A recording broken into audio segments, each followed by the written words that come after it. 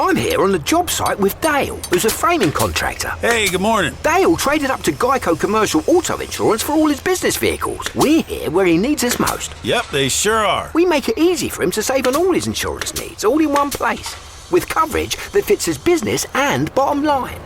Oh, I shouldn't have looked down. It's all right. We're so far up here. Look at me. Take a deep breath. No, I'm good. So good. Get a commercial auto insurance quote today at geico.com and see how much you could save. It feels good to Geico. Every team, every topic, everywhere. This is Bleav. Doesn't matter if you're an Indian or if you're a Warhawk. The ULM mention is the greatest. This is the Bleav in the Warhawks podcast, powered by WarhawkReport.com. With hosts Dusty Thibodeaux and Chase Regian. More important than baseball. Sorry, Ford. What on earth did I just walk into? I think I'm doing this right, but he's yelling at me, so I'm not. And so, What are these guys always talking about? We talk a lot about food on this podcast, and I'm going to continue to do so. So was that actually y'all's idea? That's awesome. Nailed the introduction, by the way. Awesome. Thanks, I love Fish. it. Chase, it was a great weekend on the diamond. Softball gets the 3-game sweep. Baseball gets 2 out of 3 with good, dominant performances. It was an amazing trip to Lafayette. Great eats. Good seeing Jay Walker. What did you do? I cleaned the house.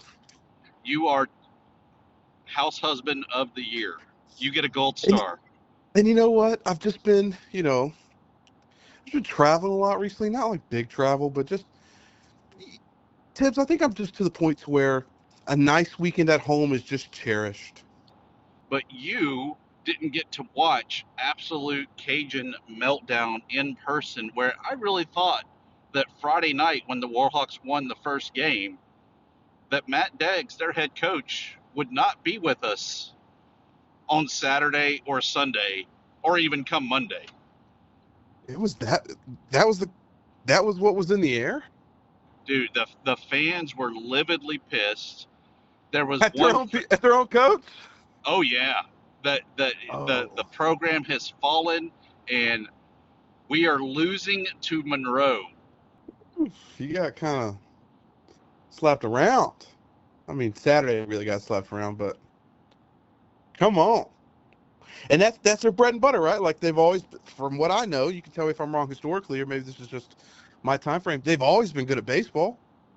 They've always been pretty good at baseball. I think that much like the ULM fans of old that hold on to that 1987 national championship game, a lot of ULL fans hold on to that 26 year ago trip to Omaha. Oh, really? I thought they've gone before that. No, that was it. I mean, after that. No, that was it. They've been to some super regionals. They've been within outs of making a return trip, but they've only ever been the one time 26 years ago. Oh man. Well, that's good perspective then. I saw Twitter going nuts about this, Tibbs. Twitter ULM versus ULL Twitter was hot Friday and Saturday. Would you expect nothing less when you're getting it handed to you on both diamonds by the woe is us little Warhawks? No, they should be pissed. Doesn't it just make you? I'll keep this PG. It just gives you. It's just a wonderful pleasure. But now, it was the first series win in Lafayette since 2012. The last time the Warhawks won the Sun Belt Conference tournament, went into the NCAA tournament. But now you got to kind of reground yourself, flush it, forget it, get ready for Tuesday, a trip over to the Love Shack in Ruston before Georgia State comes to town. Georgia State, man, they hit the buzzsaw of Texas State, just getting shellacked with a 3 or 4 in a row home run performance by the Bobcats against them on Friday night. And then the team we swept. Don't forget about the team we swept. The team we swept. Then somehow hold them tight for a 1-0 win or Texas State a 1-0 win on Saturday But then I think they wound up rolling them on Sunday to close out the series. So you tell me they may be good, they may be shit. It's always a 50-50 mix. 4 rivalry games in a row. You get what did you call it? The what Love did you Shack? call? Yeah, why? Because their field is J.C. Love Field. They call it the Love Shack. Man, that's cool. I mean, I love the history of ours, but the Love Shack's a cool nickname. So the better thing would have been if we were going to Mobile this weekend, where we could have had the affectionate of leaving the loo for the stank. Oh gosh. Or do you let me just go leave ahead. the Sorry. stank? Because it's Stanky Field, which is one of their great all-time coaches there, that Right, obviously yeah. did big things if his name's on the building. But yeah, they want to shorten it. It's just the stank. So maybe when they come to Monroe, they leave the stank for the loo. That's cool, man. And we're competitive and we got cool names in baseball. Tibbs, this is going to be 1, 2, 3, 4, 5, 6, 7, 8, 9 games in a row in the state of Louisiana. Great. Monroe to Lafayette. And then, Ruston, 30 minutes. And then you play 3 against Georgia State and then 1 against Mississippi Valley State at home. Do we have a favorable schedule? I think that's kind of the deal. I mean, if you look at it outside of like the Big Ten, the SEC, Big 12, the Sun Belt Conference is one of the premier baseball conferences that, yeah, you do want to kind of have a little bit of a break there, play in the SWAC of Mississippi Valley State to kind of get a quick little breather before you're back in the mix again against Sun Belt Conference teams. Yeah, and then I think, Northwestern State might be easy, but we lost 0-5 against them last week. So, but still, a breakup between the conference. I think we just seem to play Northwestern Tech over and over. Oh wait, am I not? Yeah. Yeah, no, we do, and that's a good thing, because you want to try to establish yourself against schools that you're going to go head to head recruiting against over and over again. Yeah. So that's always good there. And then B, we know that baseball is not really a revenue sport. It's good, cheap travel, and more importantly, it's good games to go head to head with. Yeah, absolutely. Competitive opponents. Part of the reason, though, Chase, that we've been so good in baseball, 18-year-old true freshman Adam Brodnax. I caught up with him while we were down at the Teague to find out more about him, more about the scoop of what he's learning his first year of college baseball. Early on in the season, one of the big reasons for the Warhawks really being a force to be contended with, pitcher Adam Brodnax, a true freshman, but from right there, Buckeye, Alexandria area, for those not in the Monroe area. What really brought you to the Bayou and ULM? Just the people around it. Going there, a great community. I love the campus, but most importantly, I love the coaching staff. I didn't really know of Ford, but I knew as soon as he walked in, and I saw him in his press conference, I knew what his game plan was, and I liked it. And I liked the guys he was bringing in, and they've been great to us so far. And so, I can't ask for much more. I know college baseball, I should say, is still pretty new to you, but really are a hodgepodge mix. I mean, there's some JUCO guys, some portal guys, freshmen like your guys. How do y'all kind of gel together and get that clubhouse on the same page? Yeah, man. It's weird, we've had team chemistry, like right off the bat. None of us really knew each other. None of the guys knew the freshmen. We had a ton of transfers, but it's like we connected immediately. We have a great group of guys. Just the team chemistry we have off the field and on the field, it's unmatched, and I'm very thankful for it. 18 years old, and you're the Friday night guy for a D1 program. Do you ever kind of step back and you're like, geez, I kind of made it. I mean, I still got to keep grinding, but I've kind of made it.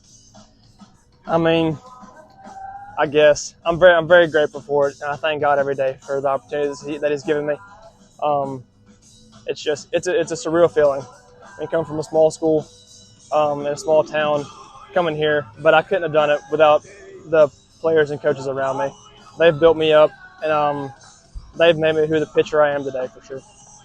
On the field, also, I mean, you got a lot of guys behind you that have had some D1 experience or some JUCO experience. What's been kind of their message to you as you kind of make that transition?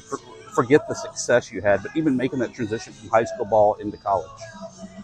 Just settle down, calm down.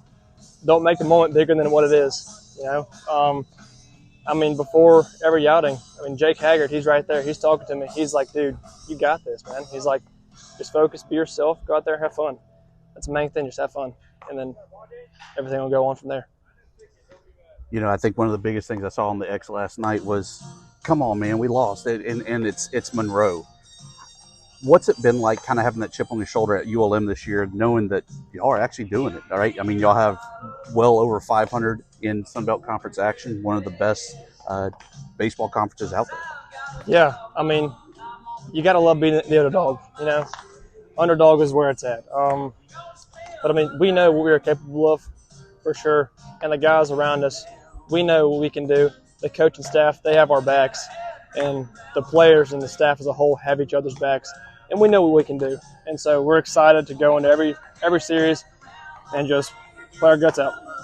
Who's the one guy in the clubhouse that really is the difference maker? And by that, you know, it's never too tense. That guy's always going to have the best joke, the best prank or whatever.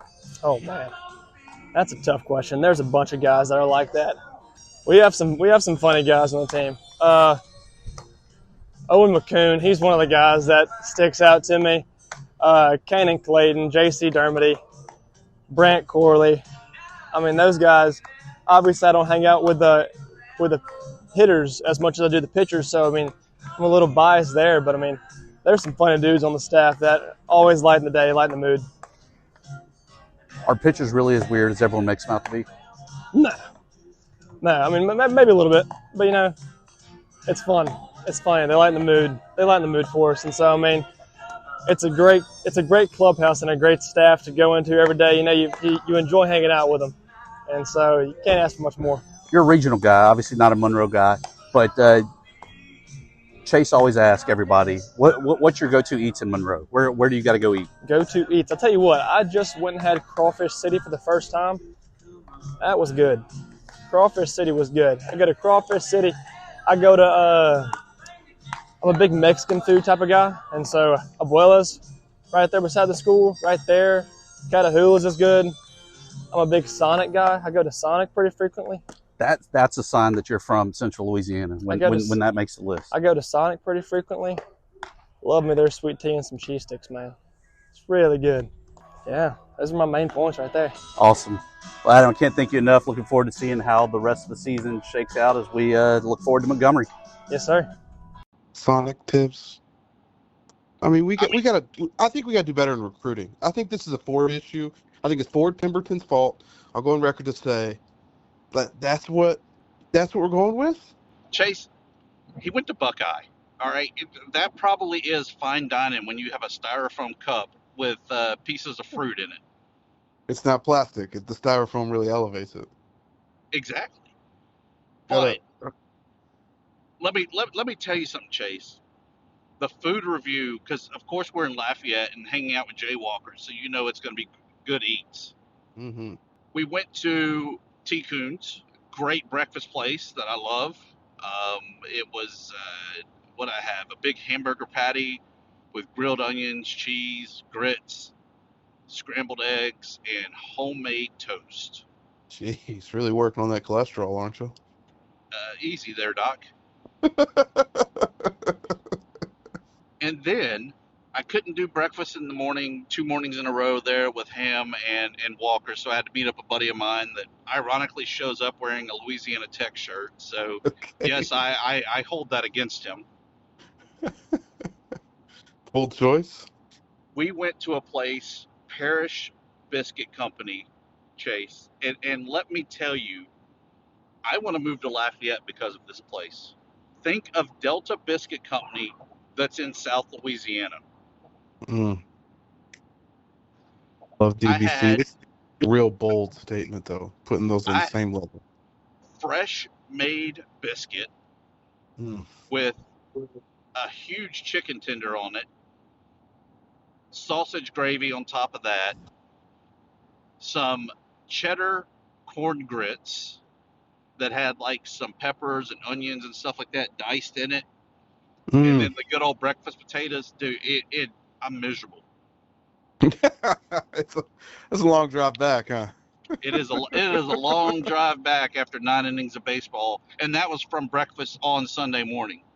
Oof. Well, good. Sounds like you enjoyed yourself. What would you do if your online store converted 36% more shoppers? You could take 36% more vacation. Another pina colada? Yes, please. Open a new retail location with 36% more square feet. Fantastic. Hire 36% more help. You're hired and you're hired. Shopify has the world's best converting checkout, up to 36% better than other e-commerce platforms. What you do with those extra sales is up to you. Switch to Shopify today at shopify.com/listen and get a $1 trial. Shopify.com/listen. This episode is brought to you by Progressive Insurance. Do you ever think about switching insurance companies to see if you could save some cash? Progressive makes it easy. Just drop in some details about yourself and see if you're eligible to save money when you bundle your home and auto policies. The process only takes minutes, and it could mean hundreds more in your pocket.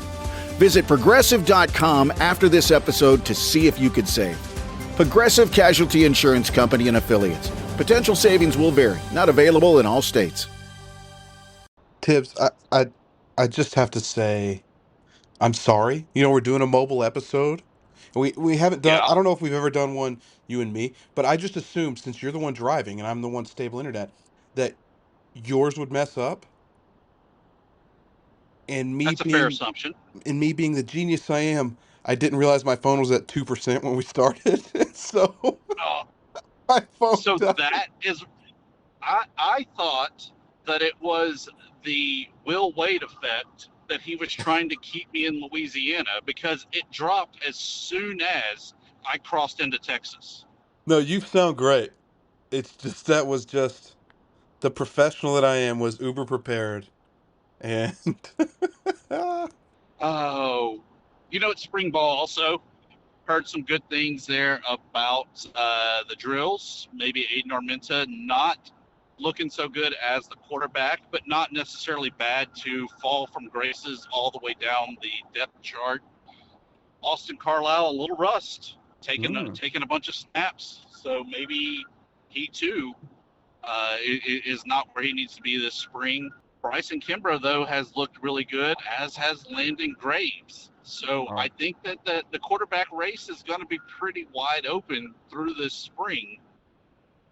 It wouldn't surprise me, though, to see Armenta leave quarterback going into the summer and fall camp. yeah, I think, you know, 2-year starter, that's just the experience he has is going to be really hard to replace. And I know Carlisle played a little bit at Houston, but didn't play at quarterback. Am I right by saying that? I have not watched a Houston game in years. I want to say he ran some routes as a receiver and maybe did center herring packages where he, you know, took the snap and just ran. Yeah. But I wouldn't be surprised, even if, you know, whoever starts, I wouldn't be surprised if we keep a lot of that. Because, you know, when we mixed it up, we found a lot of success. I know mid-season it kind of felt a little stagnant, but it got better towards the end and was great. Obviously, 2 years ago, in the beginning of last season. But I think that's healthy. I think Aiden, you know, like when we've seen Aiden relax and be in his element, he's a really good quarterback. I mean, Lafayette was a great example of that. And I'm not like, I'm encouraged by the way he played the last few games of the year, but also I think having that discomfort of a transfer come in is an important part. Hopefully Aiden can take that charge and grow from it if he's the better option. I do agree that he'll probably lead going into camp. I think it's the statement BV will say, and I don't hate it. I just hope that we're not back like we were under the Bowden era, where it seemed like every possession was not a 2-quarterback system. It was a Jai Wright didn't do well enough, so we're going to put Hunter in, and then Hunter would do something wrong, and so we went back to Jai. I feel like that just really was detrimental than saying we have a 2-quarterback system. I felt like it was almost like a waiver wire of, depending on who had a better drive last time out, was going to be our leader on the field for the next drive. Which doesn't give either guy confidence, and neither does it like say like, this is my guy. We all know it's the most important position on the field, so it needs to be this is my guy, ride or die. will plan around him. The thing, you're playing around two different quarterbacks with Jai and Hunter, right? And so, like, you were just saying they've got to fit to me, which is nobody will tell you that's the smart way to do this. And so I think, make a decision and run with it. I'm interested to see how Aiden does under this. What did Montalto call it? He said high speed, spread type offense. All out, baby. I We need to coin a phrase that SJ Tui will take from us to name our offense. I've got to see it first. Well, and if you remember, we used to have the old Wild Hawk. Yeah. And it was Cody and Colton. So Yeah. maybe we go back to that, knowing that we have Wells still on staff. I think it'd be a great. Hey, research that. I say that to Coach BV. I say it to BV every single year. I'm gonna say it to Montalto when I see him. Like, hey, just so you know, there was somebody on this team that ran a dual quarterback system, and they made Sports Center for it. Just saying, they were really good at it. But we got to have that left-handed quarterback because that's what really makes it a true dual threat. That's true. I mean, then 100%. You're right. That was such a cool thing to watch. Is Kimbrough left-handed? I need to go find. No, he's righty. Maybe we could see him be lefty. Maybe tell Landon, hey man, you need to start throwing to the left hand. Let's see how this works. Ryan Cross, the new head coach, we'll have him coming up in another episode. What are your thoughts on that, Chase? You like the hire? I like the hire.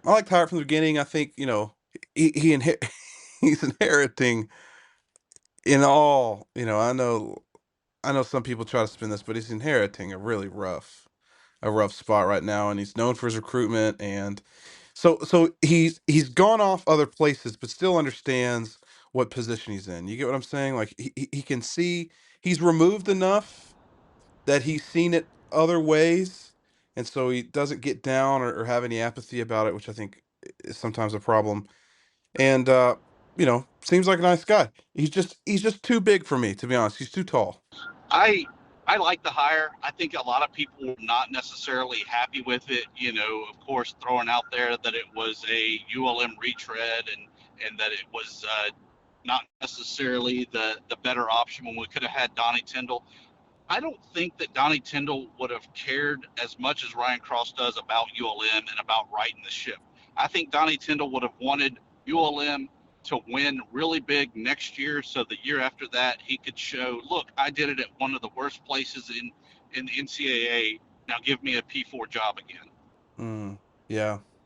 I mean, who knows? I think Cross was the right guy for right now, and you're right that I love that he does love. I genuinely feel like he wants ULM to do well, and I think he'll push administration. I think he'll push his players, and I think he'll push everybody just to hopefully right the ship. You can't expect excellence from him this year, but you can have higher expectations than you did last year. But what he needs to do, in my opinion, will take some time. I think you can have maybe not necessarily high expectations like, oh, we're going to win the Sun Belt this year, but I think you can have some fairly lofty expectations because with the portal, you're not necessarily having to wait and develop those guys. You can go out, get those D1 transfers, and be pretty competitive in that first year. Yeah, but I think competitive versus, I agree 100%. But I think being competitive versus like you're saying, like win the Sun Belt. Let's not have those expectations. There's a lot more to it.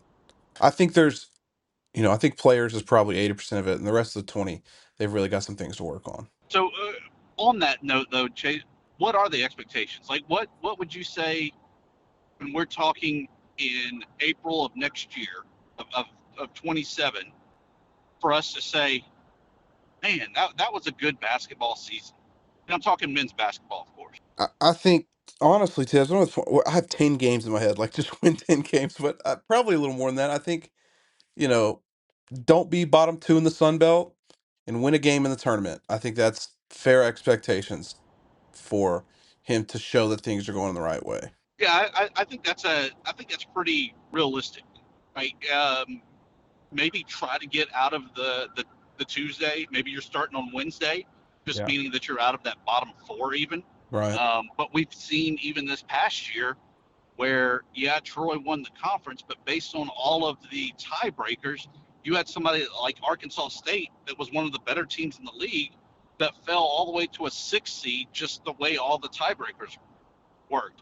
So I'm not saying, again, that we're going to be maybe necessarily number one in the Sun Belt, but we've also got to have a little bit of grace and a little bit of forgiveness if we wind up as an 8th seed because of all the craziness that happens in the league. Yeah, and the way they're all seeded, it's hard to take a lot of stock in where we're seated in the tournament.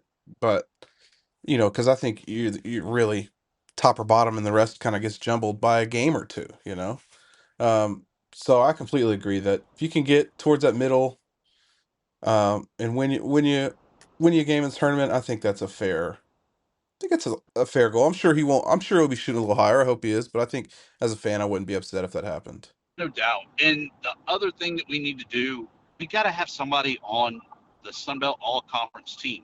Yeah. Because I feel like that when you have that, that's usually a pretty good indicator that you had a pretty good season because you had one of the better players in the league. And while I think that MJ, Brodnax, Kristen Lewis were pretty good players, I don't think they were necessarily the top 15 players in the Sun Belt Conference.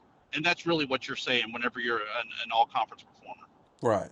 Top 20 maybe, top 25 maybe, but I completely agree. I think that and that was shown a lot through conference play of we're just overpowered or less accurate or poor defenders. I mean, they were just almost there a lot for being a 4-win team. Whew, crazy times. What else do you have for us, Chase, before we get out of here and get ready to kick off a fun-filled week of baseball on the Easter shortened week? Tibbs, I will just I'll give you some life advice. Okay. I'm really into I've been reading a lot lately. And I've been really into Nick Saban. Okay, so this is going to be some good life advice. Hope you take it. Become obsessed with the journey, not the result. No, I want the results, just like we had this past week in Lafayette and in ULM softball. Yeah, that's fair. Maybe Nick just won too much. Maybe he's a little out of touch. Slightly. But you know what? It's so much fun. We'll do it again soon. See you soon. If you like the show, please take a moment to rate, review, and subscribe. It really does help the show to grow. Thank you for listening.